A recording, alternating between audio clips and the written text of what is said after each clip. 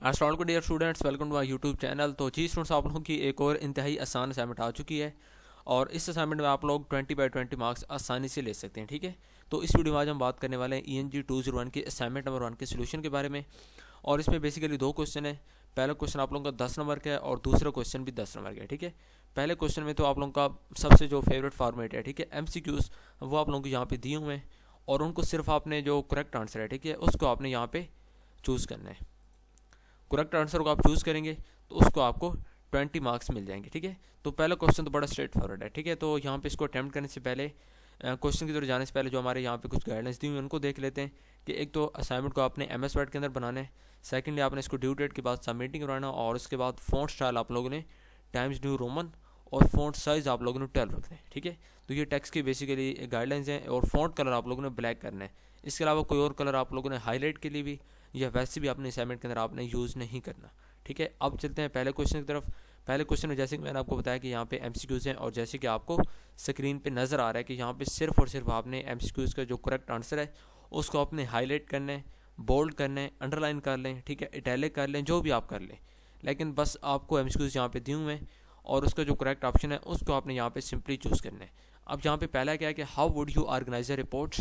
ठीक है, चले हम इसको बाद में पढ़ते हैं। और पहला आप लोगों ने पहला क्वेश्चन में आपने सिर्फ MCQs का करेक्ट आंसर चूज़ करना है। ठीक है, उसके बाद क्वेश्चन नंबर 2 है। क्वेश्चन नंबर 2 के अंदर आपने एक बिजनेस प्रपोजल लिखना है, ठीक है, डेवलप करना है और उसके जो कंपोनेंट्स हैं वो आपको यहाँ पे बताए हुए हैं। ठीक है, ये सुपर स्ट्रक्चर है जो कि प्रपोजल का इंट्रोडक्शन आएगा, उसके बाद ऑब्जेक्टिव्स आएंगे, उसके बाद रिसोर्सेज आएंगे, उसके बाद मेथड या इम्प्लीमेंटेशन डाटा आएगा, उसके बाद बजट आएगा। ठीक है, तो ये 5 चीज़ें आप लोगों ने 5 पॉइंट्स, एक पॉइंट आप लिखेंगे इसको आपको 2 नंबर मिलेंगे, 5 लिखेंगे आपको 10 नंबर मिलेंगे। इस तरह जो पहला क्वेश्चन है, तो पहले क्वेश्चन में आप लोगों के 5 MCQs हैं, एक MCQs के आपको 2 नंबर मिलेंगे। तो यहाँ पे आप लोगों को क्वेश्चन कंप्लीट है और अब मैं आपको सोल्यूशन फाइल की तरफ लेके चलता हूँ और मज़ीद मैं आपको वहाँ पे समझाता हूँ। जी स्टूडेंट्स, तो इसको अटैम्प्ट करने की लास्ट डेट, असाइनमेंट को अटैम्प्ट करने की लास्ट डेट 16 जनवरी है। ठीक है, और टोटल इसके 20 नंबर हैं। क्वेश्चन मैंने आपके सामने ऑलरेडी जो क्वेश्चन नंबर 1 है अब वो मैंने आपको बता दी कि इसके अंदर आप लोगों ने MCQs करने हैं। ठीक है, अच्छा, पहला आप लोगों का क्वेश्चन क्या है, अब वो है कि how would you organize a report reviewing 5 product lines based on the increasing order of the amount of the revenue they generate. ठीक है, कि आप उस रिपोर्ट को कैसे ऑर्गेनाइज करेंगे। ठीक है, जो रिपोर्ट रिव्यू कर रही है 5 प्रोडक्ट लाइन्स को, ठीक है, 5 प्रोडक्ट लाइन्स को रिव्यू कर रही है जो कि इस बेस पर मतलब कि उनको बेस की गई है कि उनका जो ऑर्डर है, ठीक है, order of amount of the revenue generate, तो जितना ऑर्डर वो जनरेट करती हैं, जितना रेवेन्यू वो जनरेट करती हैं उसको उसी ऑर्डर में वहाँ पे लिखो। ठीक है, तो इसके लिए आप कौन सा जो मतलब कि स्ट्रक्चर है, कौन सी रिपोर्ट है, ठीक है, उनको किस तरह आप ऑर्गेनाइज करेंगे। तो यहाँ पे 4 MCQs आपके सामने हैं। तो पहला सिक्वेंटली है, तो दूसरा इन ऑर्डर ऑफ इंपॉर्टेंस। तो इसका जो करेक्ट आंसर है वो है इन ऑर्डर ऑफ इंपॉर्टेंस। ठीक है, इन ऑर्डर ऑफ इंपॉर्टेंस के अंदर ही जब मतलब कि इस तरह की 5 प्रोडक्ट लाइन्स होती हैं, ठीक है, और उनको हम लोग ऑर्गेनाइज करते हैं कि जब वो इस तरह तरतीब दी जाती है कि उनके अंदर जो मतलब कि इंक्रीजिंग ऑर्डर होता है of the amount of the revenue they generate. उसके बाद क्वेश्चन नंबर 2 आप लोगों का क्वेश्चन नंबर 2 में कह रहा है कि what organizing principle would be suitable for presenting information step by step. ठीक है, कि जिस मतलब कि यानी कि जब आपने स्टेप बाय स्टेप इन्फॉर्मेशन को आपने प्रेजेंट करना होगा तो उसके लिए कौन सा जो यानी कि ऑर्गेनाइजिंग का किस तरह आप रिपोर्ट को उसको ऑर्गेनाइज करेंगे। तो इसमें हमने जो ऑप्शन नंबर ए है कि सीक्वेंटली, ठीक है, सीक्वेंटली हम उसको एक सीक्वेंस के अंदर ऑर्गेनाइज करेंगे, तो इसका करेक्ट आंसर यहाँ पे सीक्वेंटली है। ठीक है, उसके बाद थर्ड स्टेटमेंट है कि जब आप चेन ऑफ इवेंट्स को ऑर्गेनाइज इन्वेस्टिगेट कर रहे होते हैं, ठीक है, कि कोई भी मतलब कि इवेंट्स है और उनको एक चेन बनी हुई है उसको आपने इन्वेस्टिगेट करना है, तो उस तरह की जो रिपोर्ट होती है उसको आप कैसे ऑर्गेनाइज करेंगे। तो उसके लिए क्रोनोलॉजिकल जो होता है, ठीक है, ये ऑर्गेनाइजेशन का मेथड ज़्यादा हेल्पफुल होता है और बल्कि मतलब कि यहाँ पे करेक्ट जो है वो यही है, क्रोनोलॉजिकली। ठीक है, इसको यहाँ पे आपने सी का जो करेक्ट आंसर है इसका। उसके बाद स्टेटमेंट नंबर 4 है। स्टेटमेंट नंबर 4 में अब यहाँ पे देखें, ठीक है, कि जिस रिपोर्ट में आप स्टडी कर होते हैं फिजिकल ऑब्जेक्ट्स को, लाइक बिल्डिंग्स होती हैं, मशीनरी होती है, ठीक है, उसमें आप मतलब कि और वो जो इन्फॉर्मेशन होगी उसको आप किस तरह ऑर्गेनाइज करेंगे। तो यहाँ पे जो 4 MCQs आपको दी गई थी, ठीक है, उसके अंदर इसका करेक्ट आंसर नहीं था, तो इसका जो करेक्ट आंसर है वो स्पेटिकली, इसका करेक्ट आंसर यहाँ पे स्पेटिकली, ठीक है, जियोग्राफी नहीं है, इन ऑर्डर ऑफ इंपॉर्टेंस नहीं है, कैटेगरिकल नहीं है, उसके बाद सिक्वेंटली भी नहीं है। तो इसका करेक्ट आंसर यहाँ पे मैंने खुद ऐड किया है, आप लोगों ने भी इसी तरह इसका खुद ऐड करना है। ठीक है, MCQs जो आपको ऑप्शन दिए हुए हैं उसके अंदर ही आप लोगों का ऑप्शन मौजूद नहीं है, इसको आपने खुद से ऐड करना है। जैसे कि मैंने यहाँ पे ऐड किया है, ठीक है। क्योंकि अगर आप इसको ऐड नहीं करेंगे तो बाकी चारों में तो इसका ऑप्शन नहीं है, तो करेक्ट ऑप्शन इसका इन चारों में नहीं है, इसका यही करेक्ट आंसर है।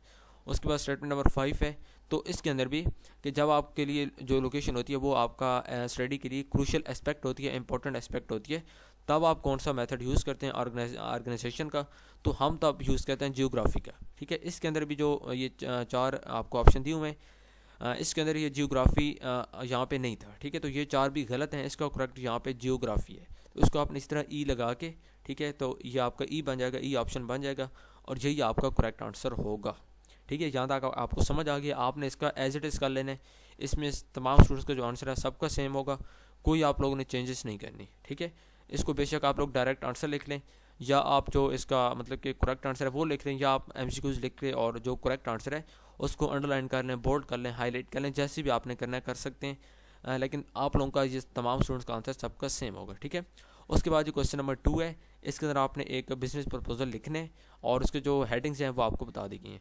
तो अब यहाँ पे सबसे पहले हमने बिज़नेस का जो नाम है, ठीक है, कि एक नाम भी तो हमने मतलब कि यहाँ पे बताना है कि नाम क्या होगा, ठीक है। तो यहाँ पे इकोचार्म सस्टेनेबल एक एग्रोटेक है, ठीक है, जो कि पाकिस्तान में है। तो यहाँ पे हमने इसका नाम लिख दिया। उसके बाद अब इस बिज़नेस को लेकर हमने पहले एक प्रपोजल लिखना था, ठीक है, लिखना है और उसको सबसे पहले हमने यहाँ पे इंट्रोड्यूस करवाना है।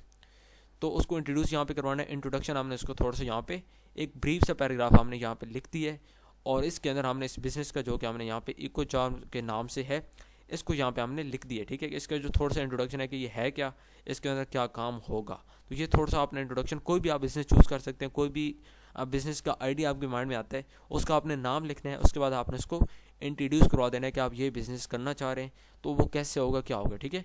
तो ये हो गया। उसके बाद सेकंड आपने ऑब्जेक्टिव्स, ठीक है, कि आपका जो बिज़नेस होगा उसके ऑब्जेक्टिव्स क्या होंगे, क्योंकि आप एक बिज़नेस कंसल्टेंट है, आपके पास कोई बंदा है कि भाई मैंने बिज़नेस स्टार्ट करना है और मेरे बिज़नेस का ये नाम है, ठीक है, मैं इस तरह का काम करना चाह रहा हूँ। तो उसके बाद जो बिज़नेस का इंट्रोडक्शन है वो आपने बताया। उसके बाद ऑब्जेक्टिव्स आपने बताने कि आपका जो बिज़नेस होगा उसके ऑब्जेक्टिव्स क्या होंगे, ठीक है। तो उसके अंदर यहाँ पे मैंने हेडिंग में मेरे ख्याल में 3-4 हेडिंग, जब मेरे ख्याल में 4-5 हेडिंग हैं वो मैंने यहाँ पे लिखे हैं कि प्रमोट सस्टेनेबल एग्रीकल्चर, ठीक है। उसके बाद इसके अंदर 2 हैं।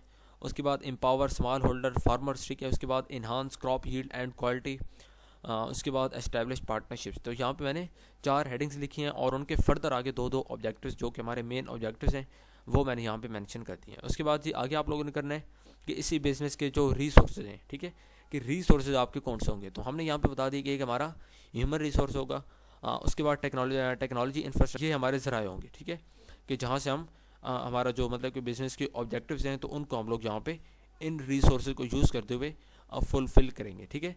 तो यहाँ पे ये लिख दिया। उसके बाद एक और जो आपका 4th पॉइंट था, ठीक है, 4th हेडिंग है, वो है मेथड या इम्प्लीमेंटेशन प्लान, कि कैसे आप इस पूरे बिज़नेस के अंदर मतलब कि कौन से मेथड को यूज़ करेंगे, आप लोग क्या करेंगे, प्रॉपर जो आपका रोड मैप है, ठीक है, वो क्या होगा। तो हमने ये बताया कि हम फ़ेज़ 1 में रिसर्च एंड डेवलपमेंट करेंगे।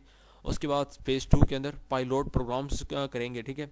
उसके बाद फ़ेज़ 3 के अंदर फुल स्केल इम्प्लीमेंटेशन होगी और उसके बाद जो फ़ेज़ 4 होगा उसके अंदर कंटिन्यूस इम्प्रूवमेंट की जाएगी, ठीक है, कि मतलब कि कहीं पे अगर कोई लैकिंग की जा रही है तो उसको वहाँ पे एलिमिनेट करके कंटिन्यूस इंप्रूवमेंट वहाँ पे जारी रहेगी। तो ये हमारा फ़ेज़ 4 होगा। तो फ़ेज़ 3 के अंदर बेसिकली हमने यहाँ पे इम्प्लीमेंटेशन के अंदर हमने बता दी कि हमारे यहाँ पे 4 फेज़ होंगे और चारों फेज़ के अंदर हम क्या काम करेंगे वो भी हमने यहाँ पे बता दिया। उसके बाद बजट आप लोगों ने यहाँ पे बताना है, लास्ट जो आपका पॉइंट है।